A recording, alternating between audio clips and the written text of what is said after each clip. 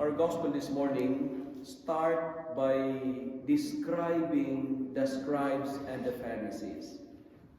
The scribe and the Pharisees, these are this kind of people, they love attention. Attention, admiration, appreciation. In short, the scribes and the Pharisees, they were attention seeker.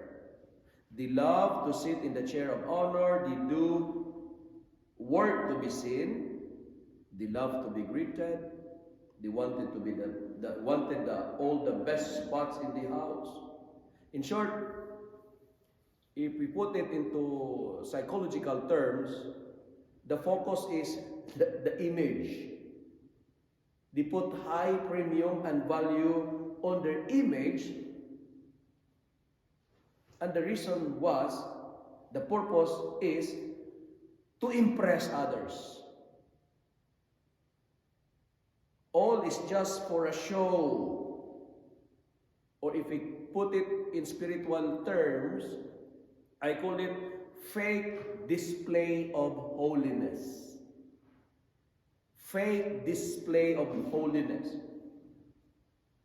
In a secular world, the desire is the front page, of the newspaper to be the news headline. They wanted to be, they love to be the talk of the town. They wanted to be the topic of the conversation. That's the scribes and the Pharisees. And what's the invitation for us this morning? 3 things we need to reflect today. Number 1, I've realized I'm already 42 years old. One of my tendency when I was young is I'm like the scribes and the Pharisees. The focus is the image. Because before I believe my worth is my work. But today, I have reflected that the desire to impress others is the worst form of mental imprisonment. Because I've realized the goal of life is not to seek attention from others, but to impress God. If our focus is the image, we will always be stressed.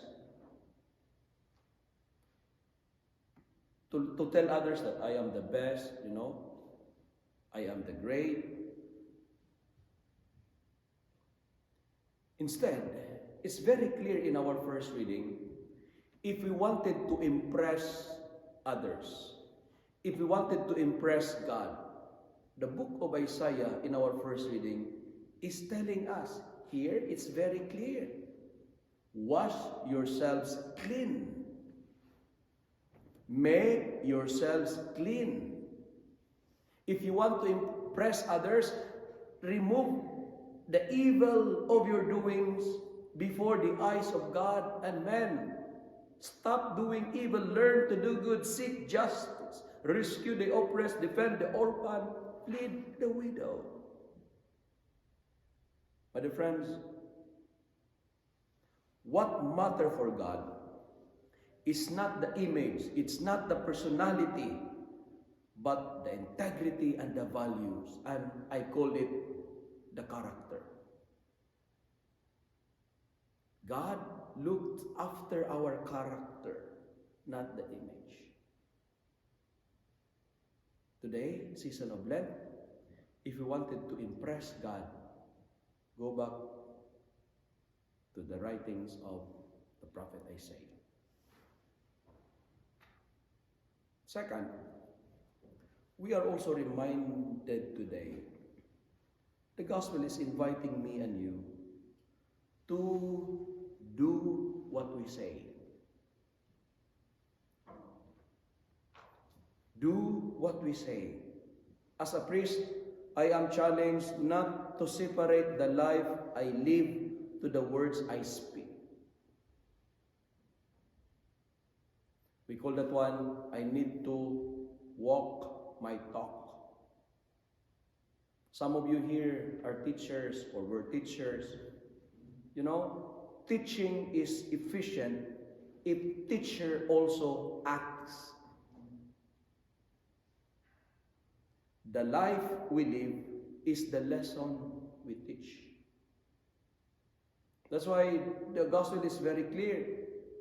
If some preachers, if some leaders, teachers, and elders are not doing what they say, the gospel says, do whatever they tell you and follow it, but do not do as they do. Do what we say. That's why when you're telling your grandkids, your children, pray. I hope you yourselves are also praying. Watch out your manner. I hope you also watch out your manner. And finally,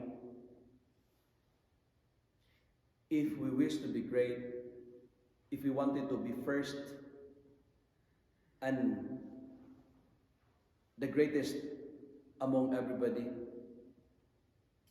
the gospel is telling us today, all the greatest among you will be your servant. To be of service to others. All who exalt themselves will be humble, and all who humble themselves will be exalted.